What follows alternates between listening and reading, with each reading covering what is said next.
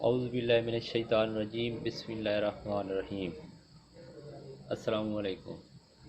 آج ایک نئی ویڈیو کے ساتھ آپ کا میزبان محمد عمران آپ کی خدمت میں حاضر ہے۔ اس ویڈیو میں آپ کو بتانے جا رہا ہوں کہ ای کیٹ کیا ہے، ای کیٹ کا ٹیسٹ کب ہونا ہے، کیونکہ اب جو ای کیٹ کا ٹیسٹ تھا وہ پوسٹ پیڈ ہو گیا، وہ جو ہے ملتوی کر دیا کہ آگے کریں گے۔ اس کی ڈیٹ پہلے تھی نا 13-14 جون، تو اب اس کو بڑھا دیا گیا کہ اس کے کرونا کے جیسے بنتا ہے حالات تو اس کے مطابق ہم یہ ڈیٹ اناؤنس کریں گے۔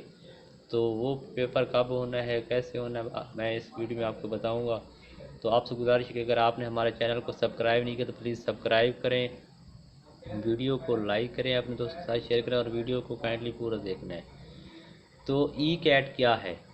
ای اسٹینڈ فار ہے انجینئرنگ، سی اسٹینڈ فار ہے college, a stand for admission, T stand for test. آپ نے اگر انجینئرنگ کرنی ہے تو آپ کو یہ والا ٹیسٹ دینا ہوگا جو ای کیٹ کے نام سے مشہور ہے، جو مختلف اکیڈمیز بھی تیاری کرواتی ہیں۔ تو اس کا پیپر جو ہوتا ہے وہ 200 کا ہوتا ہے۔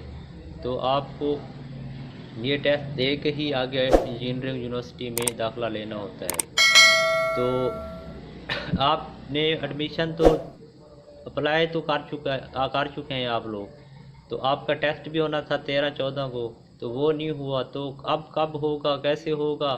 مختلف نیوز آ رہی ہیں کہ جو پیپر ہے کینسل ہو گیا ہے۔